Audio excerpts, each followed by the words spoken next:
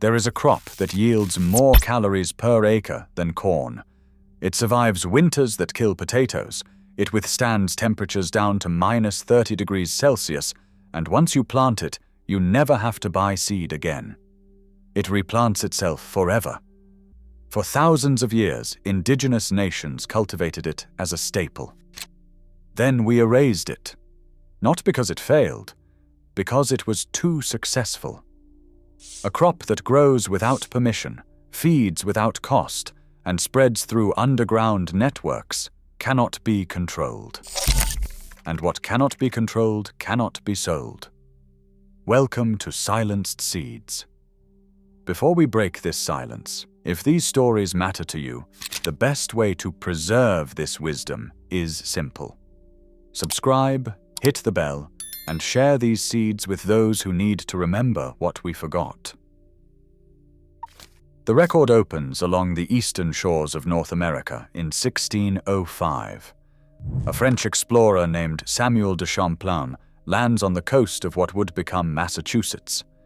The Algonquin people welcome him with a feast.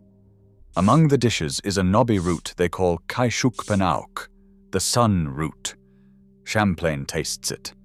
He writes in his journal that it rivals the artichoke of Europe. He fills his ship with tubers and sails back to France. This is the sunchoke, Helianthus tuberosus, the perennial sunflower root native to central North America. Long before Champlain arrived, Native American nations knew its secret. The Iroquois told a story. When Earth Woman died giving birth to twin sons, Sapling and Flint, the first sunchokes grew from her feet. A crop born from sacrifice. The plant towers 8 to 10 feet tall, crowned with yellow sunflowers that follow the sun. But the treasure is invisible, buried beneath the soil. Knobby tubers store energy as inulin, not starch. Tribes from the Atlantic to the Great Plains planted it once and harvested forever. It spread through underground rhizomes like veins beneath the earth. One patch fed a village for generations. Genetic analysis published in 2014 confirmed the sunchoke represents one of the few crops independently domesticated in eastern North America. This was not foraging. This was agriculture. In 1805, Lewis and Clark nearly starved crossing the Dakotas. Sacagawea saved them. She found mouse caches, thousands of sunchokes gathered underground for winter. She dug them up, roasted them over fire, and fed the expedition. The tubers could be eaten raw, crisp like water chestnuts, or boiled until soft.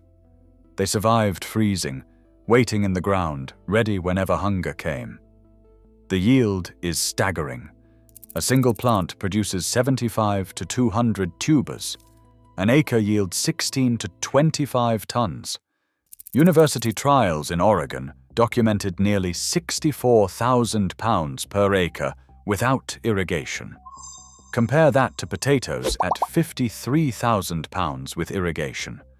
Sunchokes can produce more calories per acre than both potatoes and corn in cold climates. Now, consider the nutrition. Research published in 2024 documented the tuber contains up to 12% protein with a balanced amino acid profile. It contains more protein than soybeans, corn, wheat, or common beans. It delivers significant potassium, iron, copper, magnesium, and B vitamins. But the real power is inulin. The tubers contain 50 to 60% inulin by dry weight, one of the richest sources on Earth. Inulin is a prebiotic fiber that reaches your colon intact, where beneficial bacteria feast on it. They multiply and produce compounds that block pathogens and enhance mineral absorption. A 2020 review confirmed inulin from sunchokes promotes beneficial gut bacteria while supporting immune function. Potatoes spike blood sugar. Sunchokes do not. Because inulin is not metabolized like starch, it does not cause a glycemic surge. The plant that could help millions manage their blood sugar grows freely across 45 states.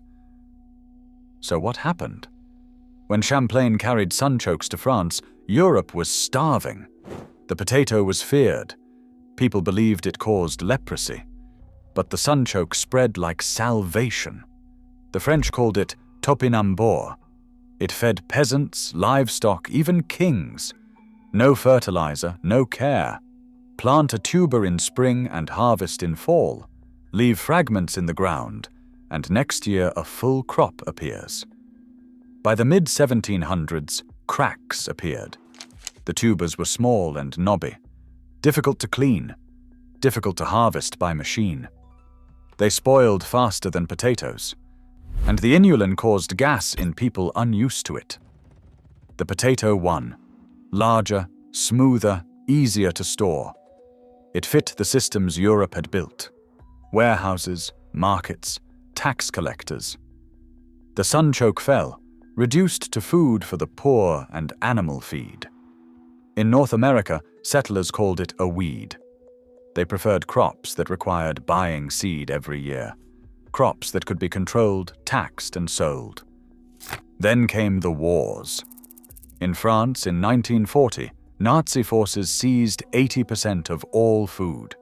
Potatoes were sent to German soldiers. What remained for French families were scraps, topinambours, rutabagas, vegetables once fed to pigs. For 9 years, millions survived on sunchokes. They despised them, but they kept children alive when everything else was gone. In the Netherlands, the winter of 1944 became the hunger winter. 22,000 people died of starvation. Families dug frozen ground with bare hands looking for tubers. After liberation, survivors refused to eat them. An entire generation associated sunchokes with death, with occupation. The vegetable that saved millions became a symbol of suffering. It disappeared from markets, from cookbooks, from memory. But there is another reason the sunchoke stayed buried, one that has nothing to do with war. You cannot patent a sunchoke. It has been cultivated for thousands of years. It is public domain. You cannot sell herbicides for a crop that outcompetes weeds naturally. You cannot sell fertilizer for a plant that accesses deep nutrients through roots that penetrate several feet into the soil. You cannot create dependency when farmers can save their own tubers and replant them indefinitely. The entire economic model of modern agriculture requires crops that need constant inputs. Sunchokes represent everything that model opposes. They are free. They are resilient. They perpetuate themselves. Therefore, they had to be classified as weedy, difficult, unsuitable. Extension bulletins warn that sunchokes become invasive without acknowledging that invasive means successful. A plant that thrives without help is exactly what sustainable agriculture should look like. Instead, they teach farmers to see abundance as a problem. The global seed and fertilizer industry generates hundreds of billions of dollars annually by selling products farmers must purchase every year. That entire system relies on you forgetting that fertility can be grown, not bought. But the sunchoke never died. It just waited. In the 1960s, a produce wholesaler in California named Frida Kaplan stared at knobby tubers gathering dust. The name was killing it. Jerusalem artichoke. Confusing. Wrong. She renamed it sunchoke and trademarked the name in 1980. She packaged it with recipes. Sales jumped 600%. Chefs discovered it. Nutty, sweet, crisp when raw, and creamy when cooked. In France, decades after the war, chefs reclaimed topinambour.